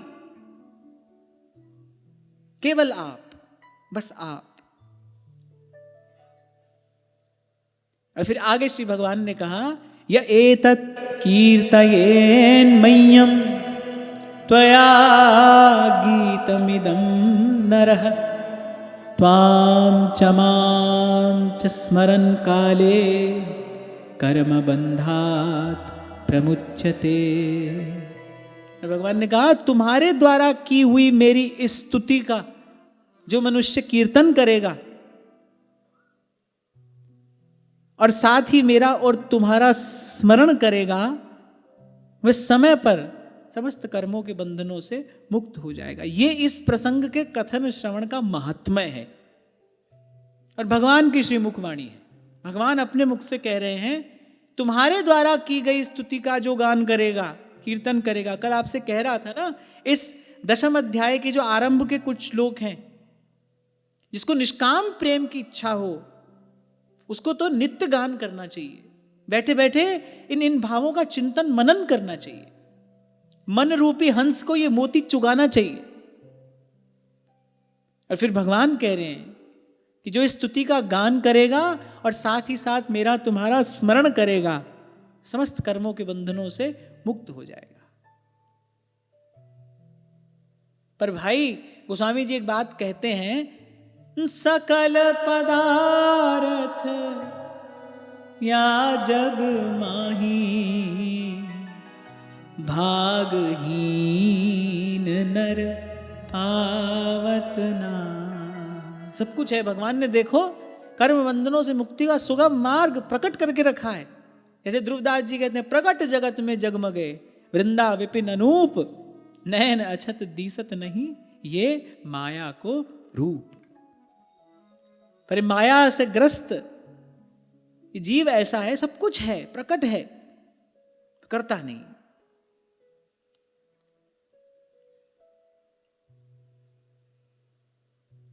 इस निस्सार संसार की चर्चा वार्ता जन्मों से कर रहा है, थका ही नहीं, खूब रच पच कर करता है। ब्याह शादी में लोग जाते हैं, अरे 4 बज गए, क्या किया? सोचो, समझो, विचारो, क्या किया? यहां की बात, वहां की बात, यहां वहां की बात, पर चर्चा। अरे जो कहने सुनने से कर्म का बंधन नष्ट होता है, अंतःकरण शुद्ध पवित्र हो जाता है, इस संस्कृति रूप दुख से सदा सदा के लिए पिंड छूट सकता है, सामने होते हुए भी नहीं करता। सब सामग्री भगवान ने दी है। मोक्ष द्वारम अपावृतम, मोक्ष का खुला द्वार है, पर नहीं करता।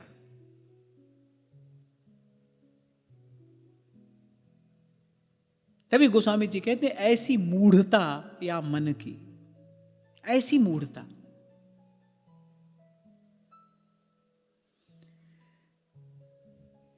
फिर इसके बाद श्री प्रहलाद जी एक प्रार्थना करते हैं, बोले प्रभु एक वर और मांगता हूं आपसे।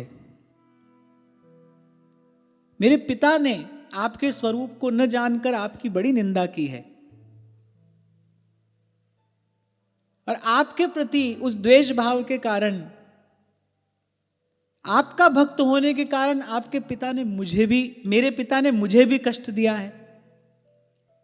तो दीन बंधो, यद्यपि आपकी दृष्टि पड़ते ही वो पवित्र हो चुके, पर फिर भी मैं आपसे प्रार्थना करता हूं कि जो अपराध इन्होंने किया उससे मुक्त होना आपकी कृपा के बिना असंभव है।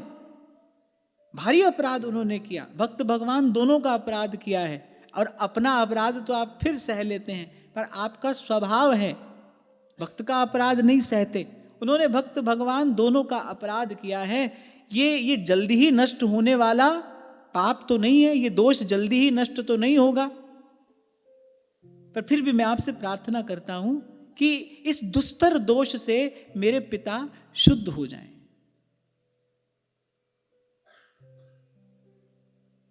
ये होता है वैष्णव का हृदय।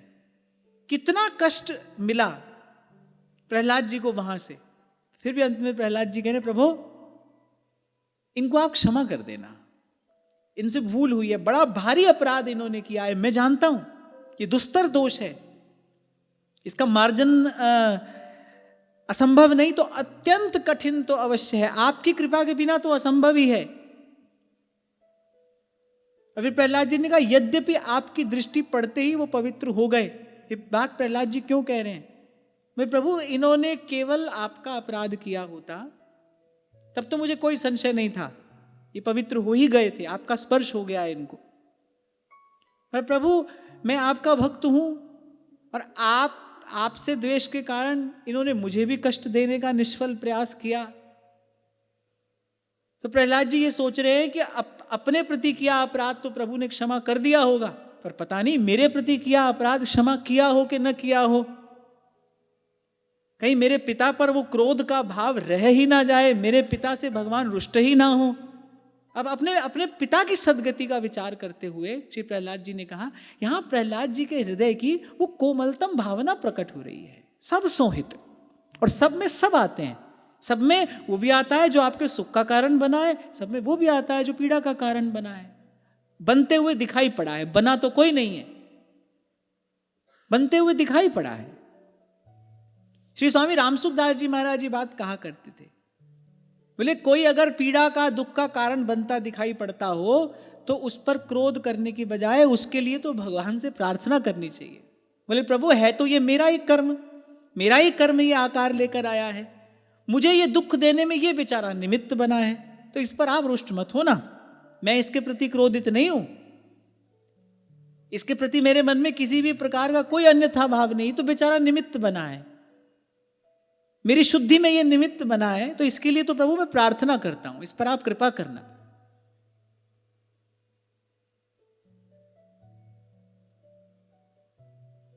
जो आपसे प्रेम कर रहा है, जो आपको स्नेह दे रहा है, जो आपकी सेवा कर रहा है, उसको तो आप दे देंगे, पर लेकिन प्रत्यक्ष में जिससे कष्ट मिल रहा है, जो बार बार पीड़ा का कारण बन रहा है, उसके प्रति भी ऐसा सद्भाव, ऐसा केवल भगवान का भक्त कर सकता है, ऐसा सच्चा वैष्णव कर सकता है। तो भगवान मुस्कुराने लगे। भगवान ने कहा अरे ये तुम्हारे पिता स्वयं तो पवित्र होकर तर ही गए, बोले इनकी तो कोई बात, ये तो बात कहने की आवश्यकता नहीं है। श्री भगवान ने कहा बोले तुम्हारे पिता की 21 पीढ़ियों के पितर भी होते तो भी उनके साथ तर जाते, क्योंकि तुम्हारे जैसा कुल को पवित्र करने वाला पुत्र इनको प्राप्त हुआ है। कुलम पवित्रम जननी कृतार्था। सेवक जी महाराज कहते हैं ना, धन्य सो तात, धन्य सो माई, धन्य सुकुल जी ही जन्म भयो। इस कुल में एक भगवान का भक्त उत्पन्न होता है। कुलम पवित्रम जननी कृतार्था वसुंधरा पुण्यवती चते। भगवान की श्रीमुखवाणी है। त्रिसप्तभी 21, त्रिसप्तभी 7 तिया 21 होता है ना। तो भगवान कह रहे अरे इसकी बात तो क्या, 21 पीढ़ियों के पितर भी होते, वो भी तर जाते। तुम्हारे जैसा पुत्र इनके यहां पर उत्पन्न हुआ है।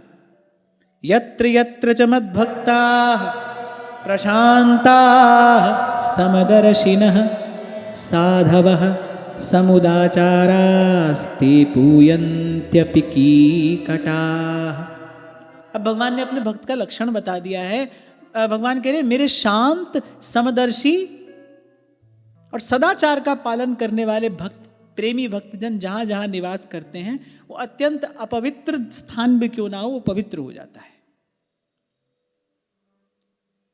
3 बात कही भगवान ने, और तीनों बात देखो प्रहलाद जी में घट रही है। शांत, पिता ने कुछ भी किया, प्रहलाद जी के हृदय में कभी किसी प्रकार का क्षोभ नहीं हुआ, द्वेष जैसी कोई भावना कभी आई ही नहीं, अपने भगवान के भजन में लगे रहे, शांत। अब ऐसे तो भाई सभी शांत हैं। प्रतिकूल परिस्थिति उपस्थित होने पर, विपरीत परिस्थिति उपस्थित होने पर भी मन में किसी प्रकार का क्षोभ ना हो, मन उद्विग्न ना हो, शांत।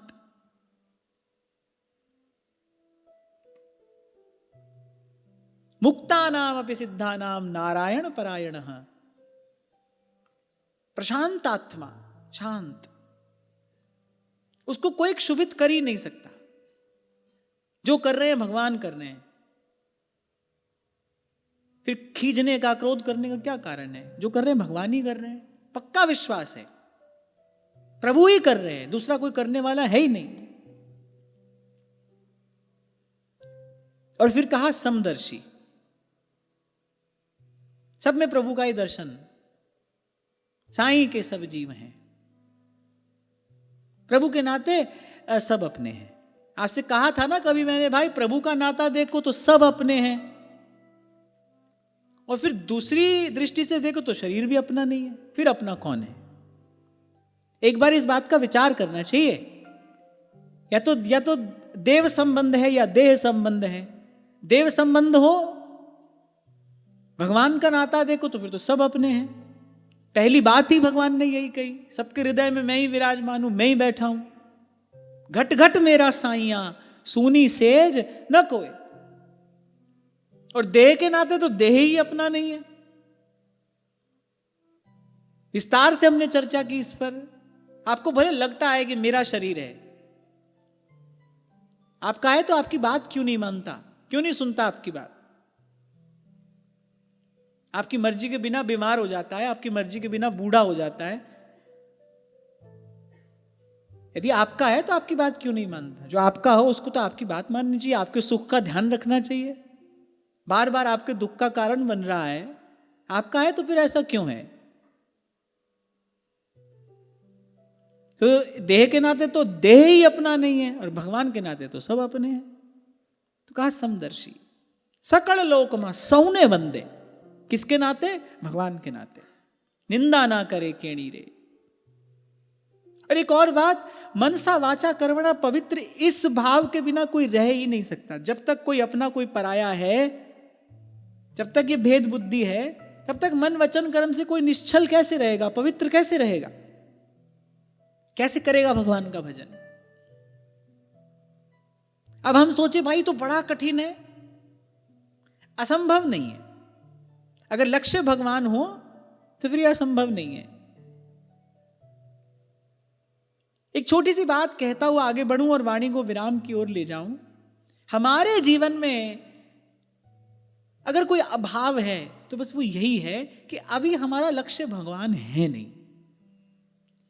साधन में जो भी हमको कठिन प्रतीत होता है वो इसलिए कठिन प्रतीत होता है क्योंकि अभी भगवान को पाने की जैसी चाह होनी चाहिए, जो लालसा होनी चाहिए, वो है नहीं। जब इच्छा होती है तो desire is the most powerful motivating factor. जब किसी चीज को प्राप्त करने की इच्छा होती है तो कठिन से कठिन परिस्थिति से भी जूझ जाते हैं आप, कठिन परिस्थिति में भी पड़ जाते हैं आप, डाल देते हैं अपने आप को, वो वस्तु को प्राप्त करने की इच्छा है। तो जो लालसा है, अभिलाषा है प्रभु को पाने की, उसका अभाव है, वो नहीं है। इसलिए ये सब कठिन प्रतीत होता है। वो हो तो फिर कुछ कठिन नहीं है, फिर तो जहां चाह वहां रहा, रास्ता निकल ही आता है, बन जाता है। नदी समुद्र से मिलने चलती है तो अपना इंतजाम करके थोड़ी चलती है, रास्ता पूछ कर नहीं निकलती, अपनी व्यवस्था करके नहीं चलती, तो चल देती है। उसको तो समुद्र तक पहुंचना ही है, उससे पहले उसको रुकना नहीं है, थमना नहीं है, चलती है वो। उसके मार्ग में भी सुख दुख आता है, जैसे भगवान ने कहा। अगर सुख दुख कुशलता पूर्वक कैसे भोगना है ये सीखना हो तो नदी से सीखो। कहीं पर उसकी पूजा होती है, शाम को आरती होती है ना गंगा जी की, श्री यमुना जी की, कहीं पर उसकी पूजा होती है, और कहीं कहीं पर बड़ी बड़ी चट्टानें उसका रास्ता रोक कर खड़ी हैं, उसकी पूजा नहीं कर रही हैं, उसको आगे नहीं जाने देना चाहती हैं। वो पूजा जहां हो रही है वो वहां भी रुकती नहीं, वहां भी वो थमती नहीं, चरई वेती, वो आगे बढ़ती है, आगे बढ़ती है। अभी उसका लक्ष्य नहीं आया है, अभी उसका गंतव्य नहीं आया, उसको समुद्र तक जाना है, उसको यहां वहां कि ये पूजा के पत्र पुष्प उसका उद्देश्य नहीं था ना, उसका उद्देश्य समुद्र है, वो अनंत है, उसको वहां पहुंचना है, तो वहां भी रुकती नहीं है। और चट्टान खड़ी है, अच्छा उससे लड़ती झगड़ती भी नहीं है, इधर से बचती उधर से निकलती, अपना रास्ता बनाती है, चलती है, चलती है, चलती है। एक बात और यहां पर मुझे कहनी है, वो चट्टान को भेद कर अपना मार्ग बना पाती है। क्यों? क्योंकि वो प्रबल वेगवती है, उसका प्रवाह प्रबल है। अगर प्रवाह प्रबल ना हो तो फिर वो कहीं भी रुक जाएगी, फिर नदी रह ही नहीं जाएगी। इसीलिए कहा तीव्रेण भक्ति योगेन यजेत पुरुषम परम। तीव्र वेगवती भक्ति हो, ना इधर रुके ना उधर, ना सुख में अटके ना दुख में अटके, चले भगवान की ओर चले। इसलिए मैंने कहा जो सबसे पहली आवश्यकता है ना हमको, तो यह है कि पहले हमारा लक्ष्य भगवान बने। अभी है नहीं, अभी थोड़ा ये भी करना है, थोड़ा वो भी करना है, लगे हाथ सोचते हैं ये भी कर लें वो भी कर लें। फिर मुझे पूज्य श्री पंडित जी महाराज का वाक्य स्मरण आता है, वो कहे बार बार ये कहते थे, भैया इनमें पूरो लगनो पड़े, पूरो लगनो पड़े, वो पूरो। और श्री कृष्ण का तो स्वभाव ही यही है, उनका स्वरूप भी यही है। पूर्णमदः पूर्णमिदं पूर्णात् पूर्णमुदच्यते पूर्णस्य पूर्णमादाय पूर्णमेवावशिष्यते। उनका स्वरूप भी यही है और स्वभाव भी यही है, पूरा। जो काम आधा अधूरा हो वो उनको आरंभ भी नहीं करना है, कार्य करना है तो फिर पूरा करना है, अधूरा नहीं। अधूरापन ये जीव का स्वभाव है, अपूर्ण ये जीव का स्वरूप है, पूर्ण ये प्रभु का स्वरूप है।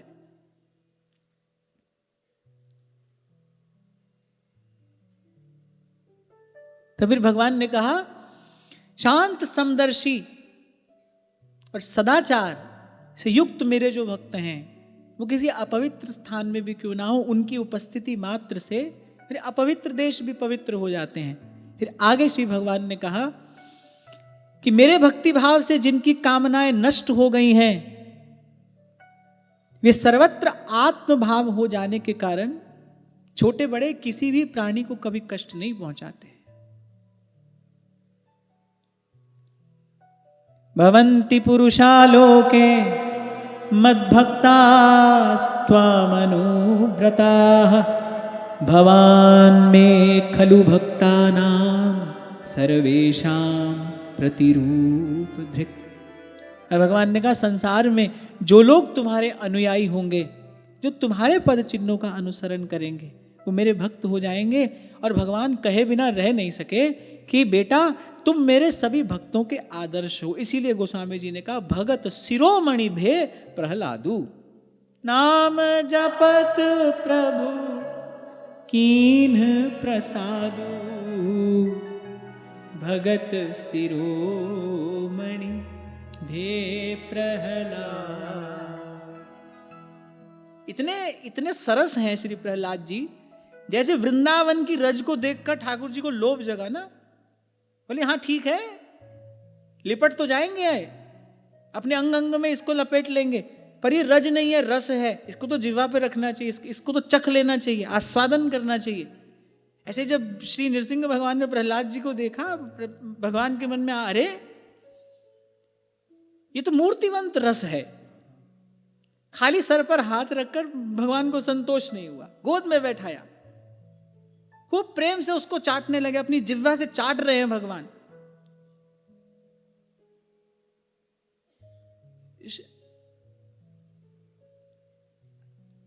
भोजन के प्रकार में कुछ वस्तु खाने की होती है, कुछ पीने की होती है, एक लेय होती है।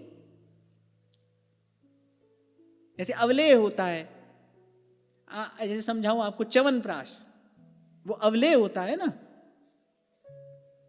सब प्रकार के व्यंजन परोसे जाएं तभी भोजन पूर्ण होता है। अब जैसे खिचड़ी चल रही है, सबसे अंत में क्या दिया जाता है? अदरक कूचा। कैसे पाते हैं प्रियालाल?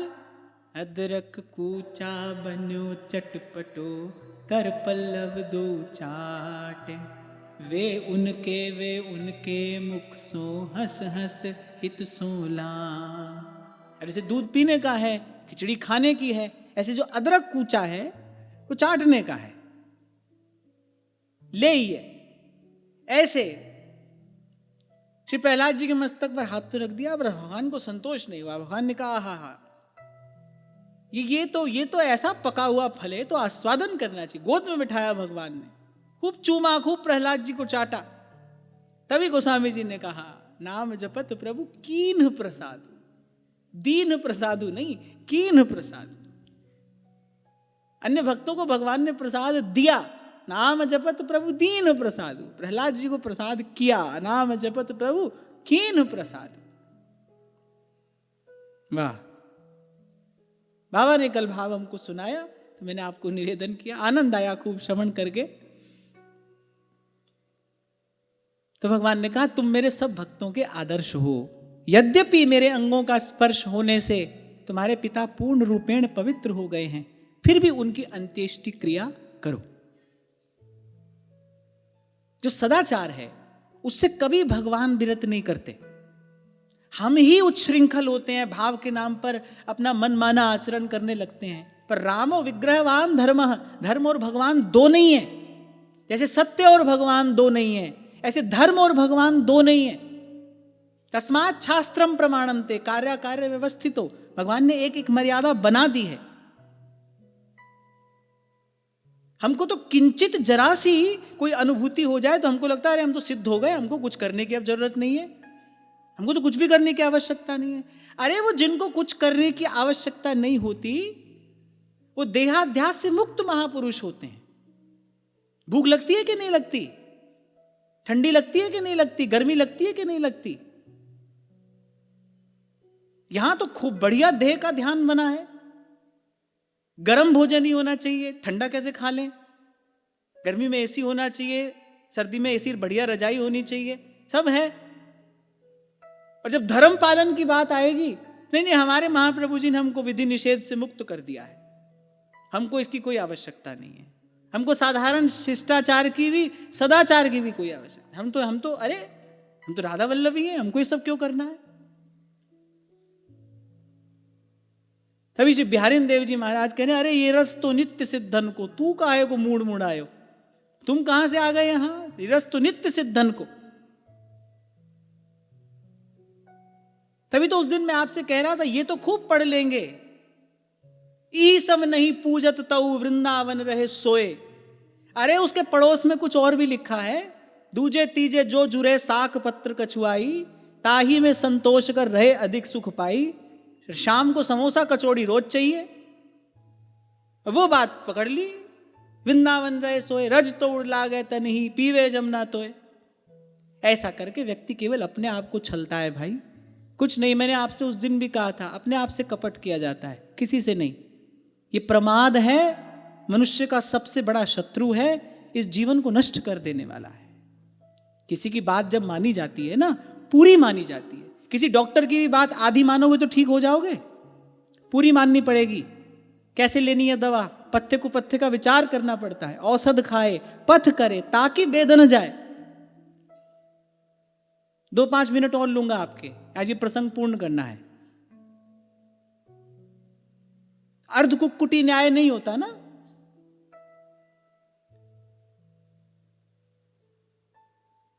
तो ऐसे कोई बात, किसी की बात स्वीकार की जाती है तो पूर्ण रूपेण स्वीकार की जाती है, तभी उसका लाभ होता है। तो अपनी अपनी इच्छा से जो अपने को अनुकूल पड़ा वो ले लिया, कुल मिलाकर बस कुछ करना ना पड़े, बस बैठे बैठे सब हो जाए, करना ना पड़े, प्रयत्न ना करना पड़े, परिश्रम ना करना पड़े, पुरुषार्थ ना करना पड़े। अरे क्या करोगे इस शरीर का, करोगे क्या?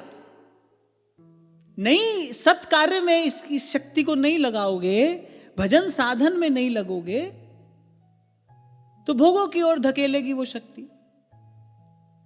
और एक बात मैं आपको बता रहा हूं, जब तक शरीर में भोग भोगने की सामर्थ्य रहती है, तब तक तो व्यक्ति आंख बंद करके और बस प्रमाद करता चला जाता है। पर एक समय आता है जब शरीर कहता है बस और नहीं, फिर ताश के पत्तों की तरह ये घर गिरता है, और फिर काल ही कर्म ही ईश्वर ही मिथ्या दोष लगाए। फिर काल को, कर्म को, ईश्वर को पड़ा पड़ा जीव कोसता रहता है, दोष लगाता है।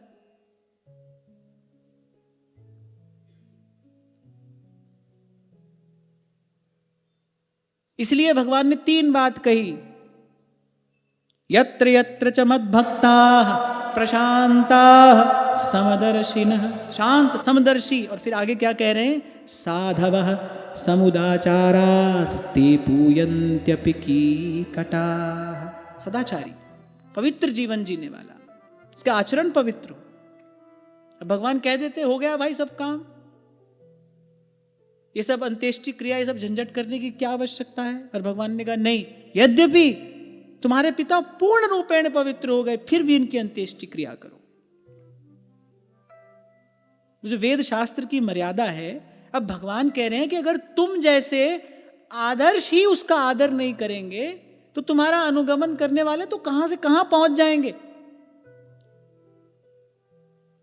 वो तो बिल्कुल ही प्रमादी हो जाएंगे, अस्त व्यस्त जीवन हो जाएगा, अस्त व्यस्त।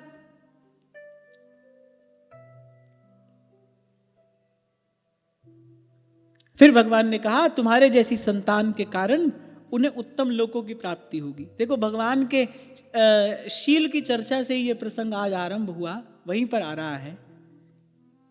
भगवान ने कहा अधिक नहीं, एक मनवंतर तक मेरी इच्छा के लिए ये सब स्वीकार कर लो। वहां से ये बात आज आरंभ हुई। अंत में भगवान क्या कह रहे? भगवान ये नहीं कह रहे कि मेरे हाथों इसका वध हुआ है इसलिए ये पवित्र हो गया। भगवान ने कहा नहीं, तुम्हारे जैसा पुत्र प्राप्त होने के कारण ये पवित्र हो गया। देखो, ऐसे हैं भगवान, एक क्षण के लिए भी भगवान यश नहीं लेते। यद्यपि जो भी यश, जो भी कीर्ति है वो प्रभु की ही है, पर भगवान नहीं लेते। भगवान तो देते हैं, अपने भक्त को यश देते हैं, भक्त को कीर्ति देते हैं। भगवान यहां कह रहे हैं कि उनकी अंत्येष्टि क्रिया करो, तुम्हारे जैसी संतान के कारण उन्हें उत्तम लोकों की प्राप्ति होगी। और फिर भगवान ने कहा वत्स, तुम अपने पिता के पद पर स्थित हो जाओ और वेदवादी मुनियों की आज्ञा के अनुसार मुझ में अपना मन लगाकर, मेरी शरण में रहकर मेरी सेवा के लिए अपना सब कार्य करो। यह प्रसंग कौन किसको सुना रहा था? नारद जी सुना रहे थे युधिष्ठिर जी को। शिशुपाल की सदगति देखकर युधिष्ठिर जी के मन में आश्चर्य हुआ था ना, कि पानी पी पी कर गाली देता था ये भगवान को, इसको ऐसी दिव्य गति, ये जो योगियों को दुर्लभ है, वो दिव्य गति इसको कैसे प्राप्त हो गई। तब श्री नारद जी ने ये सब प्रसंग सुनाया था। फिर उसके बाद ब्रह्मा जी ने भी भगवान की स्तुति की है, बहुत बहुत धन्यवाद भगवान का किया। पर इतनी बात श्री नृसिंह भगवान ने ब्रह्मा जी से कह दी, मयिवं वरो सुराणां ते प्रदेयः पद्मसंभव वरः क्रूर निसर्गाणां महीनामृतं यथा। ब्रह्मा जी ने जब बहुत धन्यवाद किया तो भगवान इतना कहते हुए अपने धाम को गए कि ब्रह्मा जी आप दैत्यों को ऐसा वर न दिया करें जो स्वभाव से ही क्रूर हैं। श्री ब्रह्मा जी से भगवान ने कहा उनको वर देना तो बिल्कुल ऐसा है जैसे सांप को दूध पिलाना।